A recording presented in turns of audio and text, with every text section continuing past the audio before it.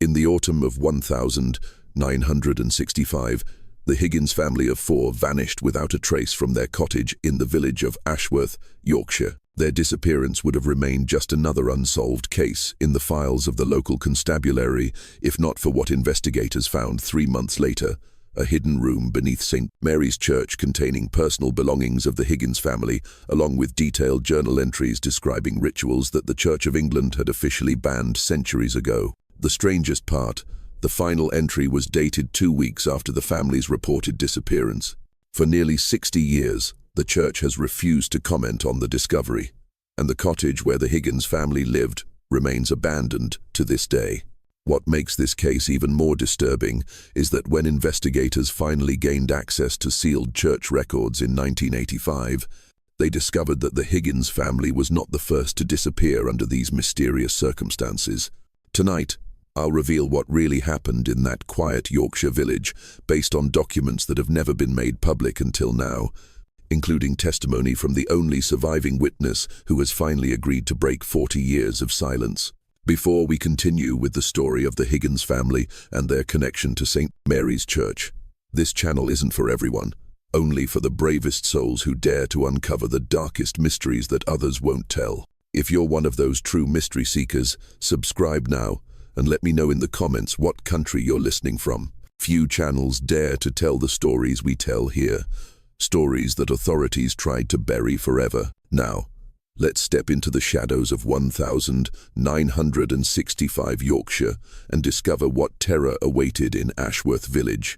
What unfolded in that small Yorkshire community would challenge everything the residents believed about their quiet, God-fearing village and reveal a conspiracy of silence that had protected unspeakable secrets for nearly half a century. Ashworth was the kind of village where time seemed to move differently, where the ancient stone walls held memories of 8 centuries of human habitation. Nestled deep in the Yorkshire Dales, surrounded by rolling hills that turned purple with heather each autumn, it was home to barely 300 souls, most of whom could trace their families back 5 or 6 generations in the same handful of cottages. The village centered around St. Mary's Church, a magnificent Norman structure that dominated the landscape, with its weathered limestone tower rising nearly 100 foot into the Yorkshire sky. The church had been built in 1187 on the site of an even older Saxon chapel, and local folklore claimed that the location had been considered sacred long before Christianity arrived in the Dales. The massive oak doors, reinforced with iron bands that had turned black with age, creaked ominously in the wind that constantly swept down from the moors. The autumn of 1965 brought an unusual chill to Yorkshire that seemed to settle into the very bones of the village. The leaves turned earlier than anyone could remember, painting the hillsides in deep crimsons and golds that appeared almost unnatural in their intensity. A persistent fog had begun settling over the valley each evening around sunset, clinging to the ancient stones of St. Mary's like a living thing. The fog was so thick that many residents reported feeling disoriented when walking through the churchyard at dusk, as if the familiar paths had somehow shifted in the mist. The church bells, which had rung punctually for hundreds of years to mark the hours and call the faithful to worship, began to sound different that autumn.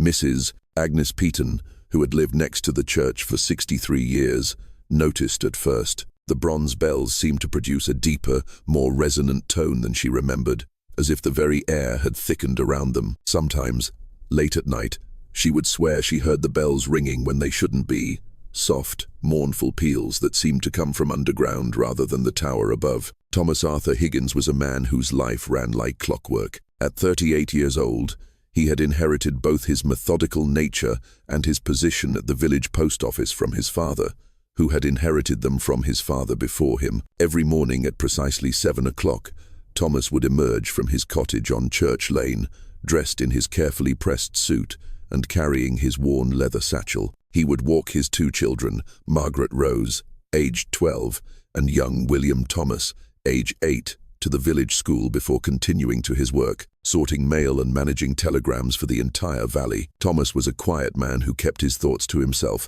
but those who knew him well described him as deeply religious in the traditional Yorkshire way, devout but not demonstrative, faithful but practical, He served as a church warden at St. Fary's and could be found every Sunday morning ensuring that the hymnals were properly arranged and the collection plates were clean. His faith was as steady and reliable as the Yorkshire hills themselves, which made what happened to him even more incomprehensible to those who knew him. Ella Lenina Mary Higgins, née Whitlock, had come to Ashworth as a young bride 15 years earlier. At 35, she retained the striking beauty that had first caught Thomas's attention at a church social in nearby halls. Her dark hair, which she wore in a practical style befitting a village mother, still caught the light in a way that made her appear younger than her years. Ella Lenina managed their small cottage with the same methodical precision that characterized the entire Higgins family. But there was something more restless about her nature, a curiosity about the world that sometimes put her at odds with the conservative traditions of village life. Ella Lenina had always been interested in local history and folklore, spending hours in the village library reading about the ancient customs of the Yorkshire Dales. She kept a garden filled with herbs and wildflowers that many of the older villagers recognized as plants. Their grandmothers had grown for purposes that were no longer discussed in polite company. When questioned about her unusual botanical interests, Ella Lenina would smile and mention that she enjoyed keeping the old traditions alive, though she was never specific about which traditions she meant. The Higgins children were the pride of the village school. Margaret Rose was a serious, thoughtful girl who excelled in her studies and helped her mother with household duties without complaint. She had inherited her mother's dark hair and her father's steady temperament, though teachers noticed that she sometimes seemed older than her 12 years, as if she carried knowledge that weighed heavily on her young shoulders. Margaret loved to read, particularly books about history and mythology, and she could often be found in the churchyard copying inscriptions from the oldest headstones into a notebook she carried everywhere. William Thomas, known to everyone as Billy, was the Ville's acknowledged charmer. At 8 years old, he possessed an infectious laugh and a curiosity about everything around him that endeared him to every adult in Ashworth. He was particularly fascinated by the church, spending hours examining the carved stone gargoyles that decorated the exterior walls and asking endless questions about the meaning of the stained glass windows. Billy had a habit of drawing constantly, filling notebook after notebook with sketches of the church, the surrounding countryside, and increasingly as autumn progressed, disturbing images that his teacher found difficult to interpret. The village of Ashworth operated according to rhythms that had been established centuries earlier. Market day was still held every Thursday in the small square beside the church, though the merchants now arrived by motorcar rather than horse and cart. The pub, the Shepherd's Rest, served as the unofficial town hall where news was shared and opinions were formed. The post office doubled as a general store, and the village school taught children from 5 to 14 before they were sent to the larger town of Horses for their final education. But beneath this veneer of rural tranquility, Ashworth harbored secrets that went back generations. The village had always been isolated, not just geographically, but culturally. The old families, the Whitlocks, the Carrs, the Thorntons, and a handful of others, maintained traditions and observances that outsiders rarely glimpsed. These families intermarried regularly and shared knowledge that was passed down through carefully chosen bloodlines. Mrs. Margaret Thornton, the village librarian and unofficial keeper of local law, was a descendant of one of Ashworth's founding families. Her cottage contained books and manuscripts that had been collected over centuries, including texts that the church had tried to suppress during various periods of religious reform.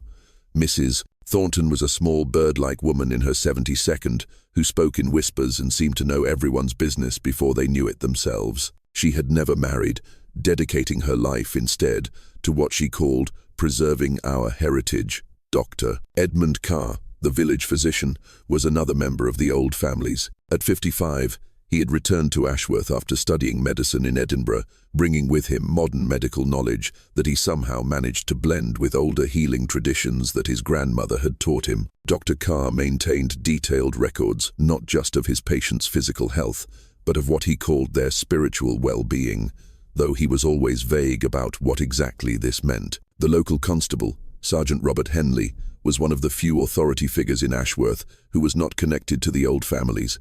He had been assigned to the village 5 years earlier and had gradually become aware that there were aspects of village life that remained hidden from him. Henley was a thorough, methodical man who took pride in understanding his territory completely, and his inability to penetrate certain aspects of Ashworth's social structure had become a source of increasing frustration.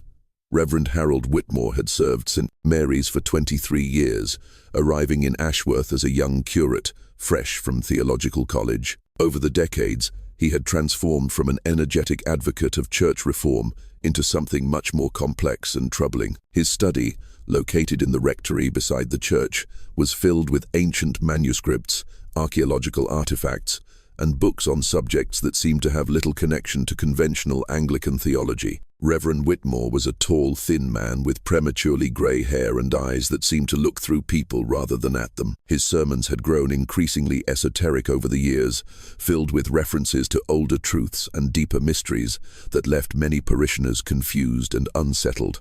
Yet he remained popular among certain members of the congregation, particularly those from the old families who seemed to understand references that escaped everyone else. In the weeks leading up to their disappearance, several residents of Ashworth noticed changes in the Higgins family's behavior. The alterations were subtle at first. Ella Lanina spending more time in the churchyard, Thomas appearing distracted and worried, the children becoming more withdrawn. But as October progressed, these changes became impossible to ignore. Mrs. Agnes Peaton, whose cottage shared a garden wall with the Higgins property, was the first to notice Ella Lanina's nocturnal activities. Beginning in early October, Eleanor had taken to spending long hours in St. Mary's churchyard after dark, often carrying what appeared to be bundles of herbs, flowers, and other items that Mrs. Peaton couldn't identify in the moonlight. When she worked up the courage to ask Ella Lanina about these midnight excursions, the younger woman simply smiled and replied, "I'm tending to old traditions, Mrs. Peaton. Someone has to keep the proper observances." The phrase proper observances meant nothing to Mrs. Peaton, but it left her with a sense of unease that she couldn't shake. Ella Lanina's tone had been pleasant enough, but there was something in her eyes that suggested depths of knowledge that made the older woman uncomfortable.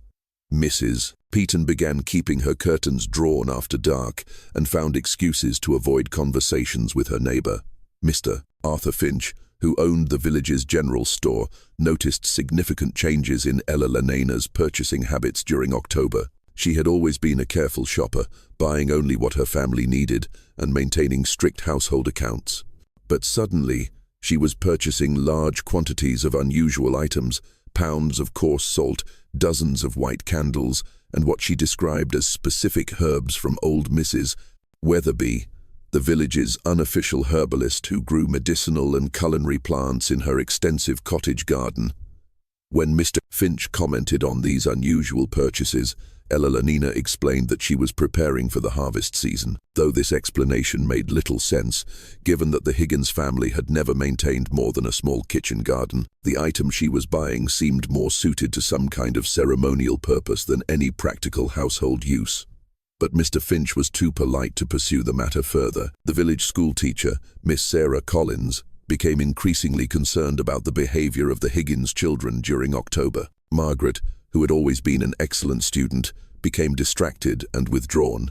She was often caught staring out the classroom window towards St. Mary's Church, and when called upon to answer questions, she would respond as if awakening from a dream. Her essays, once models of clear thinking and proper grammar, became filled with references to ancient wisdom and forgotten truths that seemed far too sophisticated for a 1-2-year-old. Young Billy's behavior was even more alarming.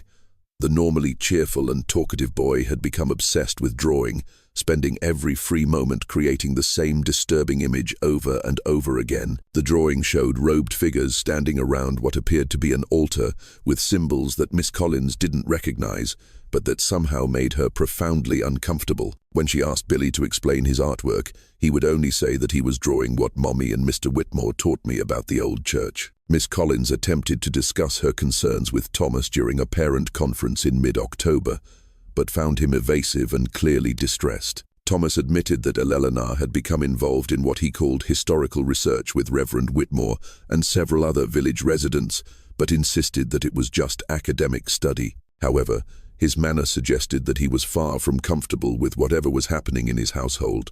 The organization that would eventually be revealed as the center of Ashworth's dark secrets had begun innocuously enough in 1962.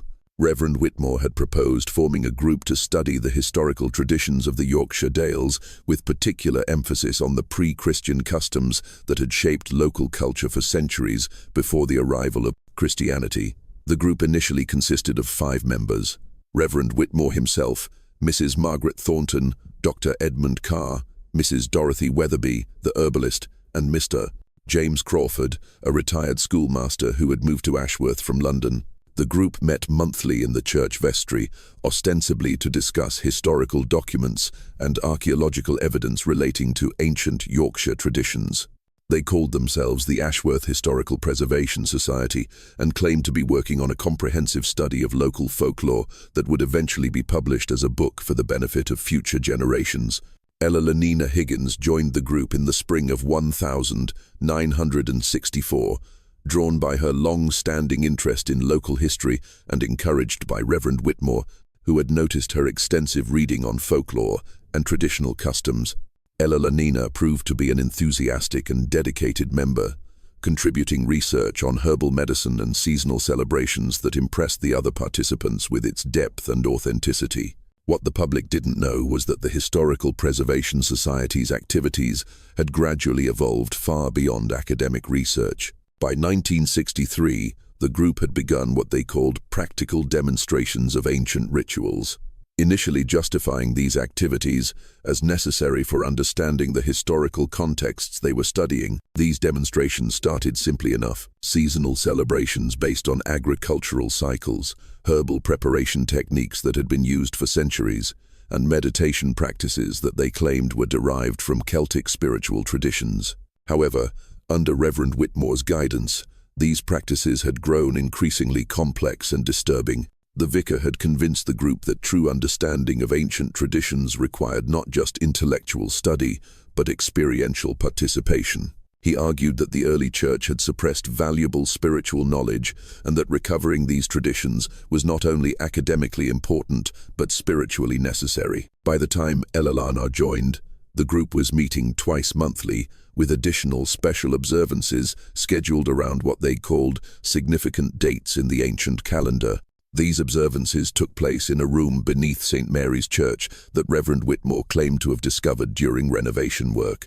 The room, he explained, had been used for religious purposes long before the current church was built and represented a direct connection to the spiritual practices of their ancestors.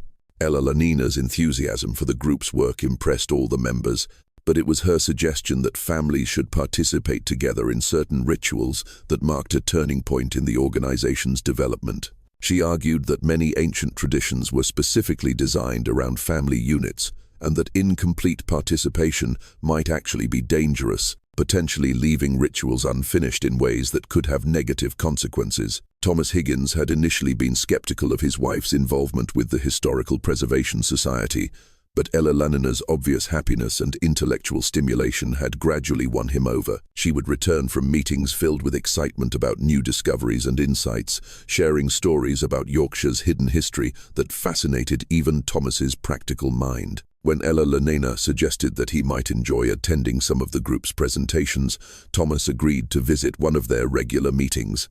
The meeting Thomas attended in June 1964 seemed harmless enough.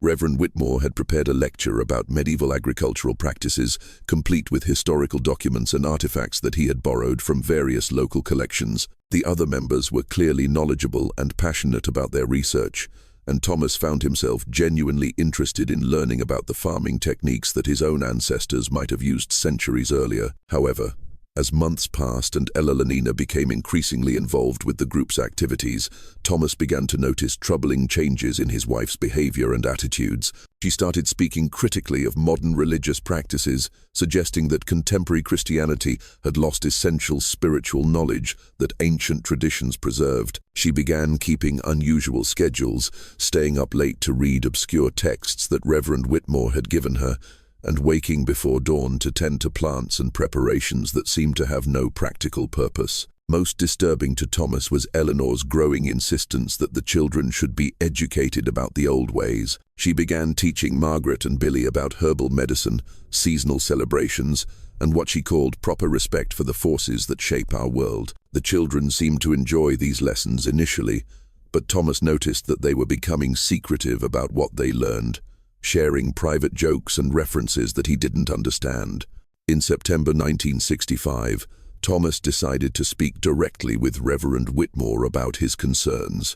He arranged a private meeting in the vicar's study, intending to discuss Ella Lanina's growing obsession with the historical group and its effect on their family life. What he discovered during that conversation would haunt him for the few remaining weeks of his life. Reverend Whitmore received Thomas in his study, a room that had always seemed cluttered with books and papers, but now appeared almost overwhelming in its density of strange artifacts and unfamiliar texts. The vicar listened patiently as Thomas explained his worries, nodding sympathetically and asking thoughtful questions about specific examples of Ella Lanina's changed behavior. But when Thomas finished speaking, Reverend Whitmore's response was not what he had expected. Instead of offering reassurance or suggesting ways to moderate Ella Lanina's involvement with the group, the vicar launched into an explanation of why the family's participation in the Historical Society's work was not just beneficial but essential. He spoke about spiritual obligations that transcended individual preferences, about ancient responsibilities that certain families were chosen to fulfill, and about the dangerous consequences of abandoning traditions that had protected the community for generations. Thomas left that meeting more confused and concerned than ever. Reverend Whitmore's words had carried an undercurrent of threat that Thomas couldn't quite identify, but definitely felt. The vicar had made it clear that the Higgins family's continued participation in the group's activities was not merely desired, but required, though he had never explicitly stated what might happen if they chose to withdraw. October 1965 brought an acceleration of strange events in Ashworth that seemed to center around the Higgins family. Ella Lanina's activities became more intensive and secretive, with multiple trips to the church each week and constant preparation of materials whose purpose she would not explain to her increasingly worried husband. The children's behavior became more erratic, with both Margaret and Billy displaying knowledge and using vocabulary that seemed far beyond their years. Dr. Edmund Carr would later testify that Thomas visited his office 3 times during October, displaying symptoms of severe anxiety and what the physician described as acute nervous exhaustion. Thomas complained of insomnia, loss of appetite, and what he called a feeling of impending doom that he couldn't shake. When Dr. Carr pressed him for details about the source of his distress, Thomas would only say that Eleanor had become involved in activities that he feared were dangerous for the whole family. During his final visit to Dr. Carr's office on the 25th of October, Thomas appeared to be on the verge of a complete breakdown. He spoke rapidly and incoherently about ancient obligations and ceremonies that can't be stopped once they begin. He asked Dr. Carr about the symptoms of what he called religious mania, and whether there were medical treatments for people who had become convinced they were receiving supernatural communications. Most disturbing, Thomas asked Dr. Carr whether he believed it was possible for old evil to persist in places where terrible things had happened in the past. When the doctor asked what had prompted this question, Thomas replied that Ella Lanina had been spending time in parts of the church that he was certain had never been open to the public before, and that she claimed to be receiving guidance from sources that existed beyond the ordinary world. Dr. Carr recommended that Thomas speak with Reverend Whitmore about his spiritual concerns, advice that he would spend the rest of his life regretting.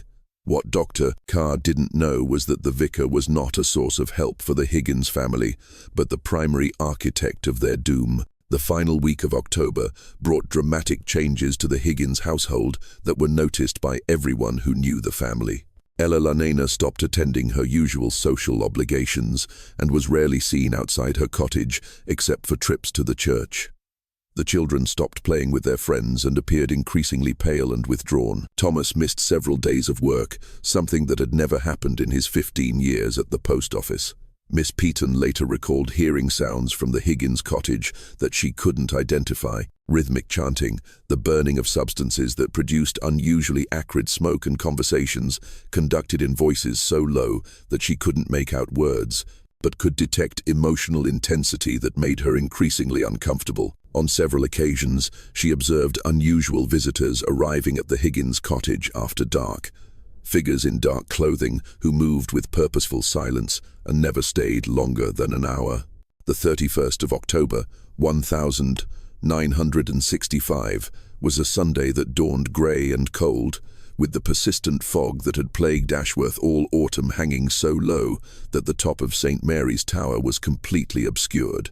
The morning service proceeded normally with the Higgins family occupying their customary pew in the third row. However, several parishioners later recalled that the family's behavior during the service had been distinctly unusual. Ella Lanina sat with an expression of intense concentration throughout Reverend Whitmore's sermon, which focused on the theme of ancient covenants and their persistence through time. She appeared to be taking notes in a small leather journal, something she had never done during church services before. Thomas sat rigidly beside her, his face pale and his hands clenched in his lap.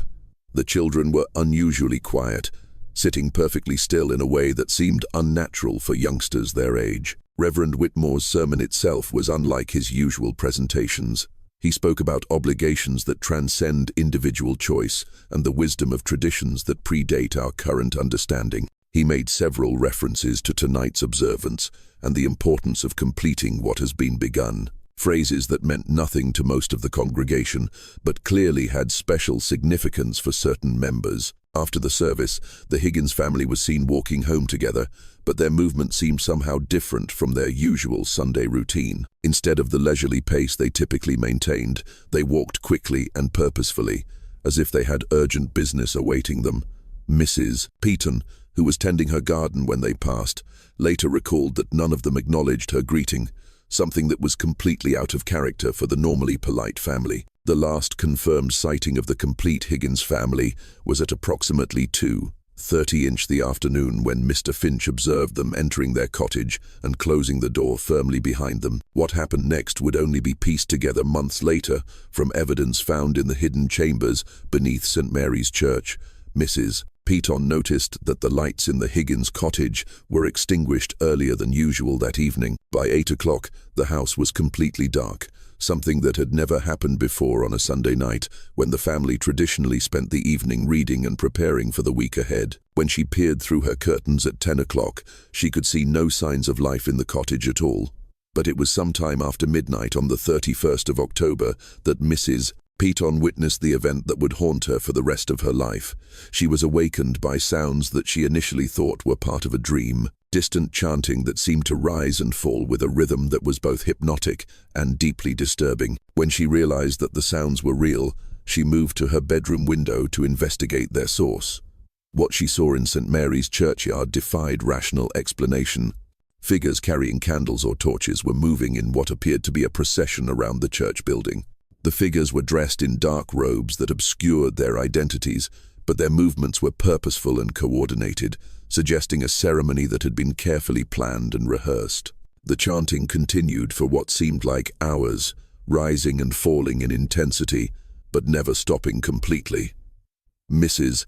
Peaton was certain that she could hear children's voices among the adult ones, high and clear notes that stood out against the deeper tones of the adult participants. The sound made her feel physically ill, though she couldn't explain why. Most disturbing of all, the procession eventually disappeared.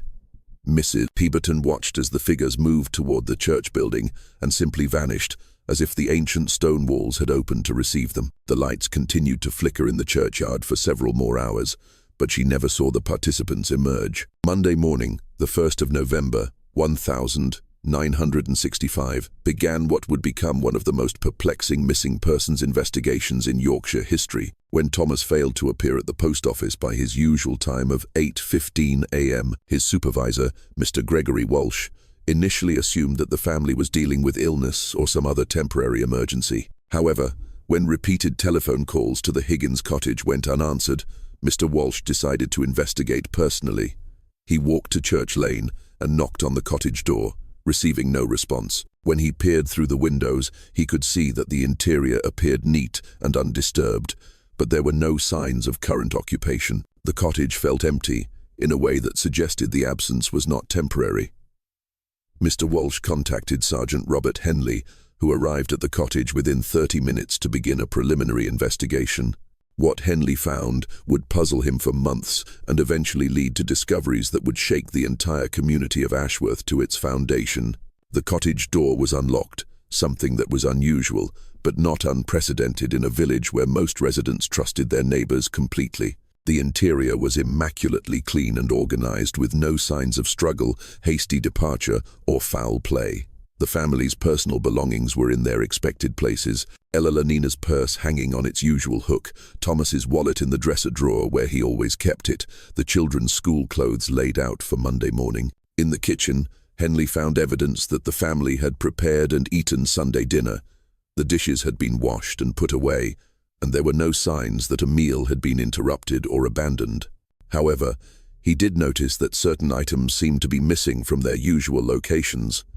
Candles that Mrs. Peaton had mentioned seeing in the cottage, several books from Elenina's collection of folklore texts, and what appeared to be some of the herbal preparations that she had been working on in recent weeks. Most puzzling was the discovery in Thomas's small study. On his desk lay an open Bible turned to the book of Revelation, chapter 20, which deals with the binding of Satan and the judgment of the dead. Written in the margin in what appeared to be Eleanor's handwriting was a single line: "The old covenant must be honored at all costs." Below it, in Thomas's more angular script, were the words, "God help us all. I fear we have gone too far to turn back." Sergeant Henley spent the entire day conducting interviews with every resident of Ashworth who might have information about the family's disappearance. The picture that emerged from these conversations was troubling and contradictory. While everyone agreed that the Higgins family had been acting strangely in recent weeks, no one could provide specific information about where they might have gone or why they would have left without telling anyone. Henley's investigation quickly revealed that several key members of the community were being less than forthright about their knowledge of the family's activities. Reverend Whitmore, when questioned about the Historical Preservation Society, acknowledged that Elenina had been an active member, but insisted that the group's activities were purely academic and couldn't possibly be connected to the disappearance. However, when Henley pressed for details about the group's recent meetings and activities, the vicar became evasive and defensive. Whitmore claimed that the society's records were confidential and that revealing the content of their discussions would violate the trust of other members. He suggested that the family had probably decided to take an impromptu vacation and would likely return within a few days. Dr. Carr was even less helpful, claiming that patient confidentiality prevented him from discussing his recent conversations with Thomas. When Henley pointed out that missing persons investigations took precedence over normal confidentiality requirements, Dr. Carr reluctantly admitted that Thomas had been suffering from anxiety related to family pressures, but refused to elaborate on the specific nature of these pressures. Mrs. Thornton, the librarian, proved to be the most forthcoming of the Historical Preservation Society members, though her information was more disturbing than helpful. She acknowledged that the group had been researching ancient religious practices and that some members had become perhaps too enthusiastic about implementing their discoveries. When pressed for details, she mentioned that recent meetings had focused on what she called seasonal observances that were traditional in this area centuries ago. The breakthrough in Henley's investigation came from an unexpected source. Miss Sarah Collins, the school teacher, approached him 3 days after the disappearance with a collection of drawings that Billy Higgins had created during October. The drawings depicted robed figures gathered around what appeared to be an underground altar, with symbols and arrangements that seemed far too sophisticated for an 8-year-old child to have invented. Miss Collins also provided Henley with essays that Margaret had written in the weeks before the disappearance. The essays dealt with topics such as the wisdom of ancient traditions and why modern people have forgotten important truths. The writing was technically excellent, but contained ideas and references that seemed to come from adult sources rather than a 1-2-year-old's imagination. Armed with evidence that the Historical Preservation Society was involved in activities far more serious than academic research, Sergeant Henley decided to search St. Mary's Church more thoroughly than his initial cursory investigation had allowed. What he discovered would transform the missing persons case into something far more sinister. Henley's attention was first drawn to discrepancies in the church's architecture that he had noticed during his initial search, but hadn't considered significant. Certain walls seemed thicker than necessary, and there were spaces in the building's layout that didn't correspond to any visible rooms. When he measured the interior dimensions against the exterior walls, he found gaps that suggested the existence of hidden spaces. His suspicions were confirmed when he discovered loose stones in the wall behind the altar. The stones had been carefully fitted to blend seamlessly with the surrounding masonry, but close examination revealed that they could be removed to reveal a passage leading downward into darkness. The passage was narrow and steep, carved directly into the living rock beneath the church foundation. The hidden chamber that Henley found at the bottom of the passage was unlike anything he had ever encountered in his 15 years of police work. The space was roughly circular, approximately 30 foot in diameter, with walls covered in symbols that appeared to be a mixture of Christian imagery and much older pagan markings. The floor was made of the same ancient stone as the church above, but arranged in a complex pattern that seemed to draw the eye toward a central altar. The altar itself was a massive block of black stone that clearly predated the Norman church by centuries. Its surface was stained with substances that Henley preferred not to identify, and it was surrounded by candles, dried herbs, and other materials that suggested recent use. The air in the chamber was thick with the lingering scent of incense and something else, a metallic odor that made Henley's stomach turn. But it was the personal belongings scattered around the chamber that confirmed Henley's worst fears about the fate of the Higgins family. Ella Lanina's wedding ring lay on the altar, along with Thomas's pocket watch, Margaret's school ribbon, and Billy's favorite toy soldier. The items were arranged carefully, as if they were offerings rather than simply discarded possessions. More disturbing than these personal effects were the documents that Henley found throughout the chamber. Handwritten journals, some dating back decades, described rituals and ceremonies that had been conducted in the underground space by successive generations of Ashworth residents. The most recent entries were in Ella Lanina's distinctive handwriting and revealed the true nature of the Historical Preservation Society's activities. Eleanor's journal entries dating from her first involvement with the Historical Preservation Society in 1964 through the final entry on the 30th of October, 1965, provided a detailed account of how academic research had gradually transformed into something far more dangerous and obsessive. The early entries showed genuine intellectual curiosity about local traditions and folklore, but as months passed, the tone became increasingly reverential toward what Eleanor called the old wisdom and the true faith. By the spring of 1965, Ella Lanina's journal entries revealed that the Historical Preservation Society had moved far beyond theoretical research into what they called practical restoration of ancient religious practices. The group had convinced itself that modern Christianity had corrupted essential spiritual truths, and that recovering older traditions was not just academically interesting but spiritually necessary for the community's well-being. Ella Lanina wrote extensively about rituals that the group had begun performing in the hidden chamber, starting with simple seasonal celebrations and gradually progressing to more complex ceremonies that she claimed had been practiced in the Yorkshire Dales for thousands of years before Christianity arrived.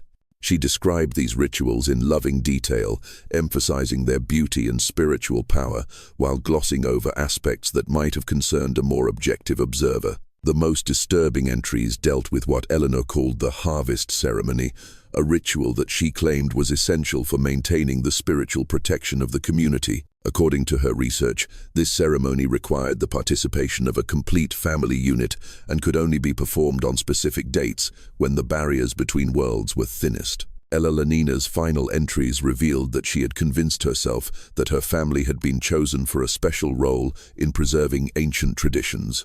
She wrote about signs and portents that had appeared in recent weeks, suggesting that the time had come for the Higgins family to fulfill their spiritual obligations. The tone of these entries was ecstatic and filled with religious fervor that bordered on mania. But it was the discovery of a second journal hidden beneath loose stones in the chamber floor that provided the most shocking revelations about what had really happened to the Higgins family and countless others before them. The hidden journal was bound in cracked leather and appeared to be much older than Eleanor's records. The handwriting belonged to multiple authors, spanning several decades with entries dating back to the 1922nd. What Sergeant Henley found in these pages would reveal that the Ashworth Historical Preservation Society was not a recent aberration, but part of a conspiracy that had been operating for nearly 50 years. The earliest entries were written by Reverend Whitmore's predecessor, Father Michael Blackwood, who had served St. Mary's from 1919 until his mysterious death in 1942. Father Blackwood's initial entries described his discovery of the underground chamber during renovation work and his fascination with the ancient symbols and artifacts he found there. Like Whitmore after him, Blackwood had been an educated man with interests in archaeology and local history. However, Father Blackwood's journal revealed a gradual descent into obsession and ultimately something far darker than academic research. By the mid-1922nd, he was writing about communications he believed he was receiving through meditation in the underground chamber. These communications allegedly provided instructions for rituals that would ensure the community's prosperity and protection from outside threats. The journal contained detailed descriptions of ceremonies that Father Blackwood claimed were based on authentic ancient traditions, but which were clearly his own inventions. Influenced by his reading of occult literature and his growing psychological instability, the rituals became increasingly elaborate and demanding, requiring specific participants chosen according to criteria that seemed to change based on Father Blackwood's personal whims and paranoid delusions. By 1928, the journal entries revealed that Father Blackwood had recruited a small group of followers who were willing to participate in his ceremonies. The group included many of the same family names that would later be involved in Reverend Whitmore's Historical Preservation Society. The Thorntons, the Carrs, the Weatherbys, and others. Father Blackwood had convinced these families that they were part of an ancient bloodline chosen to preserve sacred knowledge. The most horrifying entries described what Father Blackwood called the ultimate sacrifice, ceremonies that he claimed would ensure the community's protection, but which clearly involved the murder of entire families. The first such ceremony was conducted in October 1930 and involved the Morrison family, who had recently moved to Ashworth from Scotland. Father Blackwood's description of their deaths was clinical and matter-of-fact, as if he were recording a routine religious observance rather than multiple murders. Henley's analysis of the journal entries revealed a consistent pattern that had been followed for decades. Every few years, Father Blackwood and later Reverend Whitmore would select a family for what they called spiritual elevation. The selection process was based on criteria that seemed designed to target families who were either new to the community or socially isolated in ways that would make their disappearance less likely to attract outside attention. The Morrison family in 1930 had been followed by the Hartwell family in 1933, the Spencers in 1936, and the Dunbars in 1939. Each family's disappearance had been carefully orchestrated to appear voluntary. Their possessions would be quietly disposed of, their cottage would be rented to new tenants, and anyone who asked questions would be told that the family had decided to immigrate or move to another part of the country. Father Blackwood's death in 1942 had temporarily interrupted the pattern, but Reverend Whitmore's arrival in 1943 had marked the beginning of a new phase. Whitmore's journal entries, which began appearing in the Hidden Record in 1945, showed that he had discovered Father Blackwood's work and initially been horrified by what he found. However, over the course of several months, Whitmore had convinced himself that his predecessor's actions had been spiritually justified. Whitmore's rationalization process was documented in painful detail. He wrote about prayer and meditation sessions in the underground chamber, where he claimed to receive divine guidance about continuing Father Blackwood's work. He interpreted various coincidences and natural events as signs that the murders had indeed protected the community from disasters that would otherwise have befallen it. By 1947, Whitmore had resumed the pattern of ritualized murder, selecting the Fletcher family as his first victims. His journal entries showed that he had refined Father Blackwood's methods, developing more sophisticated techniques for psychological manipulation and community misdirection. Whitmore understood that the key to maintaining the conspiracy was ensuring that community members genuinely believed they were participating in beneficial spiritual practices rather than murder. The families who disappeared under Whitmore's leadership included the Ashfords in 1950, the Kellys in 1953, the Bradfords in 1956, the Hawkins in 1959, and the Pattersons in 1962.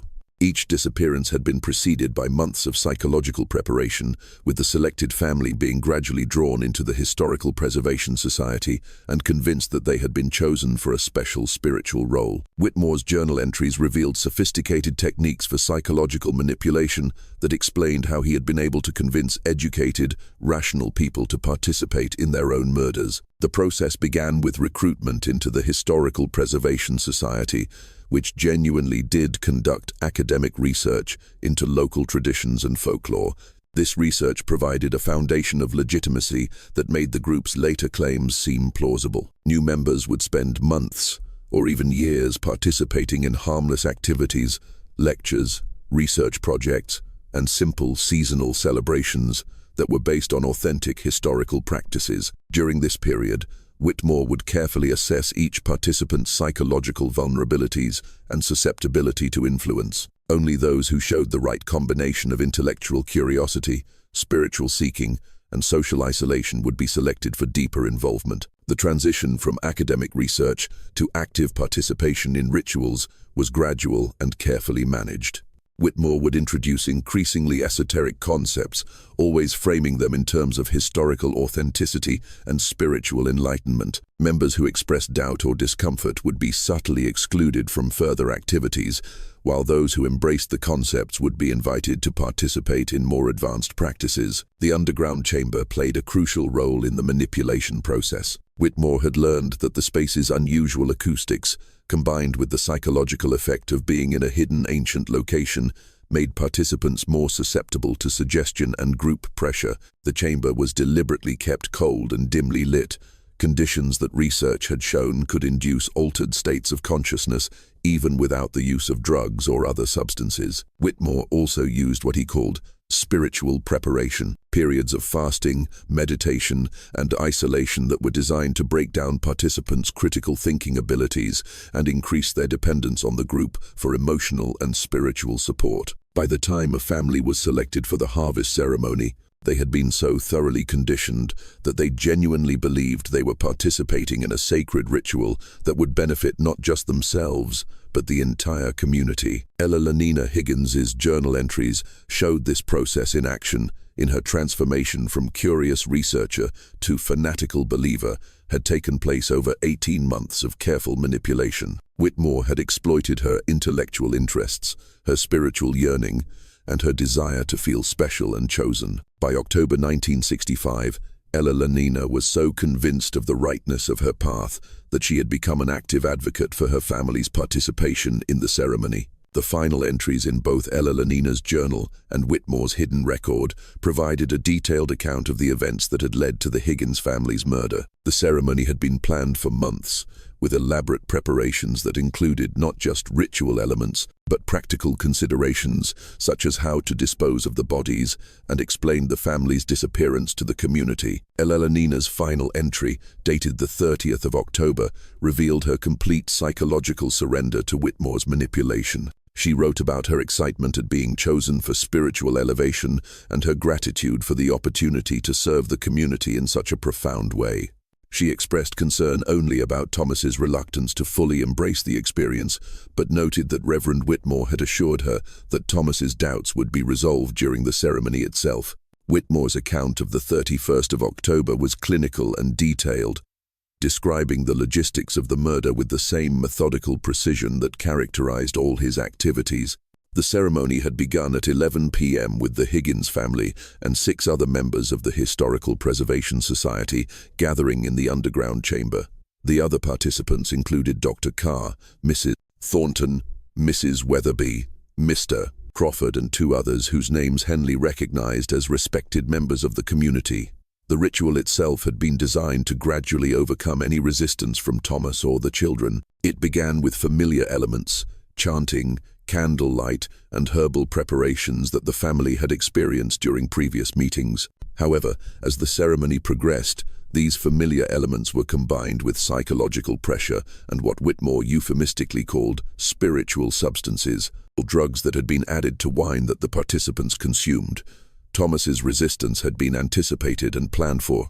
When he attempted to leave the chamber with his children, he found that the other participants were prepared to prevent his departure by force. The children, already disoriented by the drugs and the traumatic nature of the situation, had been unable to understand what was happening or effectively resist. Whitmore's account of the actual murders was brief and matter-of-fact. The family had been killed using methods that Whitmore claimed were based on ancient sacrificial practices, but which were simply efficient techniques for murder. The bodies had been disposed of in a complex system of natural caves that extended beneath the church, caves that had been used for the same purpose for decades. The journal entries revealed that the Higgins family's murder had been followed by a carefully orchestrated cover-up that involved most of the village's authority figures. Dr. Carr had prepared false medical records, suggesting that the family had been suffering from a contagious illness that required them to leave the village immediately. Mrs. Thornton had spread rumors about Thomas receiving a job offer in another county that required immediate relocation. The family's personal belongings had been systematically disposed of, with valuable items being redistributed among members of the Historical Preservation Society and everything else being destroyed or buried. The cottage had been cleaned thoroughly to remove any evidence of the family's final days, and within a week of their disappearance, it had been rented to a new family who had been told that the previous tenants had immigrated to Canada. Sergeant Henley's investigation had been deliberately hampered by community members who provided false information or simply refused to cooperate. When Henley had asked specific questions about the Historical Preservation Society, he had been given misleading answers designed to make the group seem harmless and academic. Several witnesses had lied outright about their knowledge of the family's activities in the weeks before their disappearance. The conspiracy extended beyond the active participants in the murders to include community members who suspected the truth but chose to remain silent rather than confront the horror in their midst. The journal entries revealed that several villagers had privately expressed concerns about the pattern of disappearances over the years, but had been persuaded by social pressure and fear to keep their suspicions to themselves. Just when we thought we understood the full scope of the horror in Ashworth, Sergeant Henley's investigation was about to uncover evidence that would reveal an even more disturbing truth about the community's complicity in decades of murder. If this story is giving you chills, share this video with a friend who loves dark mysteries.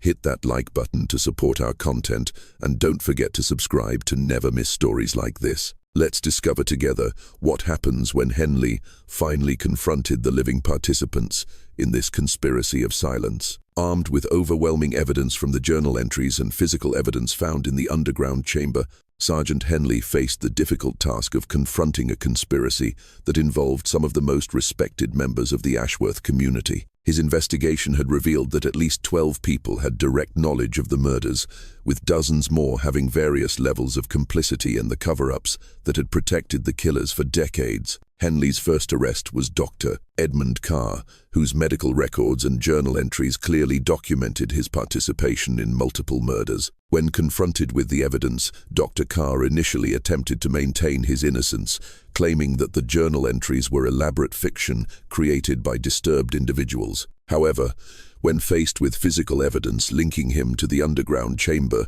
and testimony from other community members, his resolve crumbled. Dr. Carr's confession provided crucial details about the psychological dynamics that had allowed the conspiracy to function for so long. He revealed that many participants had convinced themselves that they were not actually committing murder, but facilitating a spiritual transformation that allowed the victims to transcend ordinary physical existence. This elaborate self-deception had been essential to maintaining the group's cohesion and preventing members from developing guilt or remorse that might lead them to confess. Mrs. Margaret Thornton proved to be more resilient under questioning, maintaining for several days that the Historical Preservation Society had been devoted entirely to legitimate academic research. However, Henley's discovery of additional evidence in her cottage, including personal belongings from several of the murdered families, eventually forced her to acknowledge her role in the conspiracy. Mrs. Thornton's confession revealed the extent to which the murders had been integrated into the community's social and economic structure.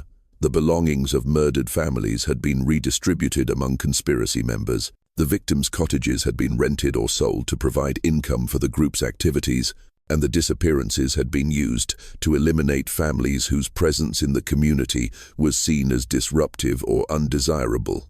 Reverend Whitmore's arrest was the most dramatic and revealing of all. When Henley arrived at the rectory with a warrant, he found the vicar in his study, surrounded by documents that he was attempting to destroy. Whitmore had clearly been expecting arrest and had spent the previous days trying to eliminate evidence of his crimes. However, Whitmore's psychological state had deteriorated significantly since the Higgins murders. The journal entries had revealed growing paranoia and grandiose delusions in his final months, and by the time of his arrest, he was clearly suffering from a severe mental breakdown. His initial statements to Henley were rambling and incoherent, filled with references to divine commands and spiritual obligations that bore no relation to reality. The trial of the Ashworth conspirators, held at York Crown Court in the spring of 1966, attracted national attention and exposed details of the case that shocked even experienced observers of criminal behavior. The evidence presented during the trial painted a picture of systematic murder and community-wide complicity that challenged fundamental assumptions about human nature and social organization. The prosecution's case was built around the journal entries, physical evidence from the underground chamber, and testimony from community members who had gradually been persuaded to break their silence. The scale of the conspiracy became clear as witness after witness acknowledged some level of knowledge about the murders, ranging from direct participation to willful ignorance of obvious warning signs. Dr. Carr's testimony was particularly damaging to the other defendants. His detailed account of the psychological manipulation techniques used by Father Blackwood and Reverend Whitmore revealed how educated, rational people had been gradually conditioned to participate in activities that they would normally find abhorrent. The process had been so gradual and carefully managed that many participants genuinely believed they were serving a noble purpose, even as they committed heinous crimes. The trial also revealed the economic motivations that had sustained the conspiracy alongside its pseudo-religious justifications. The murdered families had typically been property owners whose assets had been absorbed by the conspiracy members after their deaths. The pattern of victim selection had been influenced not just by spiritual considerations, but by practical factors such as property values and inheritance laws. Mrs. Thornton's testimony provided insight into the role that social pressure and community dynamics had played in maintaining the conspiracy. She described how dissent or questioning had been systematically discouraged through ostracism, economic pressure, and implied threats. Community members who expressed doubts about the disappearances had found themselves excluded from social activities, denied services, and subjected to rumors that damaged their reputations and livelihoods. Reverend Whitmore proved to be the most challenging defendant to prosecute due to his deteriorating mental state. Court-appointed psychiatrists determined that he was suffering from severe delusional disorders that may have been present for years before his crimes were discovered. However, the evidence clearly showed that his delusions had not prevented him from planning and executing complex criminal activities with considerable skill and forethought. As the trial progressed, the full scope of the Ashworth murders became clear. Forensic investigators working in the cave system beneath St. Procent Mary's Church recovered the remains of 17 families totaling 63 individuals who had been murdered over a period of 35 years. The victims ranged in age from infant children to elderly grandparents, with entire family lines having been exterminated by the conspiracy. The forensic evidence revealed that the murders had been conducted using various methods depending on the preferences of the leadership at different times. Father Blackwood had favored techniques that he claimed were based on ancient sacrificial practices, while Reverend Whitmore had developed more efficient methods that reduced the risk of detection and simplified disposal of the bodies. Many of the victims showed evidence of having been drugged before their deaths, supporting testimony about the use of substances to reduce resistance and make the murders easier to accomplish. The children's remains were particularly disturbing, showing signs of prolonged terror that suggested they had been aware of their fate before being killed.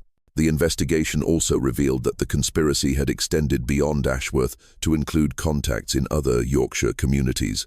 Several suspicious disappearances in neighbouring villages during the same period showed similar patterns, suggesting that the Ashworth group may have been part of a larger network of criminals operating under the cover of religious or historical research. The exposure of the Ashworth conspiracy had profound psychological effects on the surviving community members, many of whom had lived for decades with knowledge or suspicion of the murders without taking action to stop them. The trial testimony revealed the complex web of fear, complicity, and self-deception that had allowed the crimes to continue for so long. Many residents reported feelings of guilt and shame that persisted for years after the trials concluded. They struggled with questions about their own moral responsibility for failing to protect the victims, even when they had lacked specific knowledge of the crimes being committed. The revelation that respected community leaders had been systematic murderers destroyed many people's faith in their ability to judge character and trust authority figures. The psychological impact was particularly severe for children and young adults who had grown up in Ashworth during the period when the murders were being committed. Many reported feeling betrayed by adults they had trusted and respected, and some required extensive therapy to process their experiences. The knowledge that they had unknowingly lived alongside mass murderers for years created lasting trauma that affected their ability to form trusting relationships. Several community members developed symptoms consistent with what would later be recognized as post-traumatic stress disorder. They experienced recurring nightmares, anxiety attacks, and intrusive memories related to events they had witnessed or suspected during the conspiracy's active period. The peaceful rural environment that had once provided comfort became a source of constant reminders of the horror that had been hidden beneath the surface of village life. The Ashworth case also exposed significant failures in the institutional systems that should have protected the victims and prevented the conspiracy from operating for so long. The investigation revealed that various authorities had received reports about suspicious disappearances over the years, but had failed to conduct thorough investigations or connect the patterns that might have revealed the truth earlier. The Church of England's oversight of rural parishes proved to be inadequate for detecting and preventing the kind of criminal activity that had flourished under Father Blackwood and Reverend Whitmore. The hierarchical structure that gave parish clergy considerable autonomy had created opportunities for abuse that went undetected for decades. The investigation prompted significant reforms in church oversight procedures and background screening for clergy members. Local law enforcement had also failed to recognize the patterns that should have triggered more intensive investigation. The tendency to treat missing persons cases as voluntary departures, particularly in rural communities where people might reasonably choose to relocate for economic reasons, had allowed the conspirators to operate with impunity. The Ashworth case led to new protocols for investigating missing persons cases and improved coordination between different police jurisdictions. The medical and social services systems had similarly failed to protect potential victims or detect warning signs of abuse. Dr. Carr's dual role as both community physician and conspiracy member had allowed him to manipulate medical records and provide false documentation that supported the cover-up narratives. This revelation led to new requirements for independent medical verification in cases involving sudden family relocations or unexplained medical conditions. The legal proceedings against the Ashworth conspirators concluded in the autumn of 1966 with convictions for all the defendants who were mentally competent to stand trial. Reverend Whitmore was found guilty but mentally ill and was sentenced to indefinite confinement in a secure psychiatric facility. Dr. Carr, Mrs. Thornton, and 4 other conspirators received life sentences for their roles in the murders. Several other community members received shorter sentences for their roles in the cover-ups and their failure to report knowledge of the crimes to authorities. The court recognized that many of these individuals had been subjected to psychological pressure and social coercion that had influenced their decisions, but maintained that adults had a fundamental responsibility to protect children and vulnerable people, regardless of personal consequences. The sentences were controversial in some quarters, with critics arguing that they were either too lenient given the scope of the crimes or too harsh given the psychological manipulation that many defendants had experienced.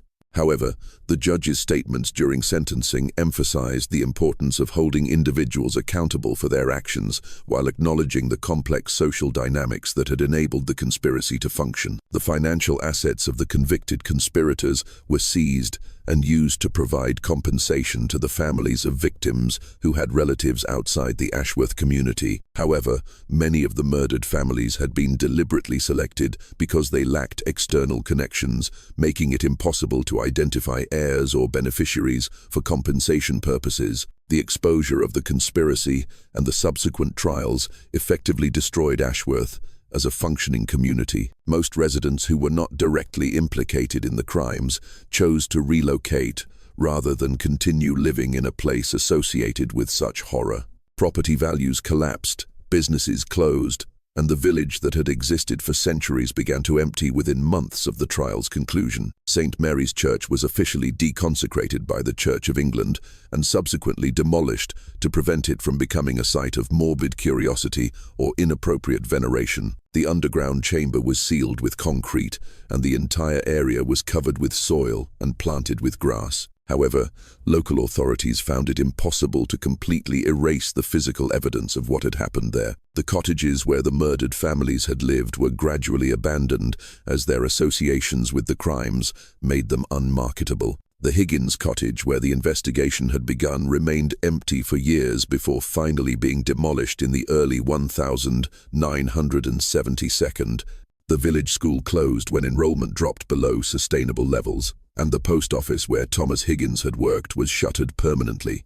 By 1970, fewer than 50 people remained in what had once been a thriving community of 300. The remaining residents were mostly elderly individuals who lacked the resources to relocate, or younger people who had inherited property that they couldn't sell. The village that remained bore little resemblance to the close-knit community that had existed before the conspiracy's exposure. The physical infrastructure of Ashworth gradually deteriorated as maintenance became economically unfeasible. Roads developed potholes that weren't repaired, buildings fell into disrepair, and the carefully maintained gardens and public spaces became overgrown. The village that had once been a model of rural English community life became a ghost town that served as a permanent reminder of the horror that had flourished there. The Ashworth case had implications that extended far beyond the immediate community where the crimes had been committed. It became a subject of academic study for criminologists, psychologists, and sociologists who sought to understand how systematic murder could be maintained for decades within a small, seemingly normal community. The case challenged fundamental assumptions about human nature and social organization. The revelation that ordinary people could be gradually conditioned to participate in mass murder forced experts to reconsider their understanding of how atrocities develop and persist. The Ashworth conspiracy demonstrated that evil could flourish not just under totalitarian regimes or in wartime conditions, but within peaceful democratic societies when the right psychological and social conditions were present.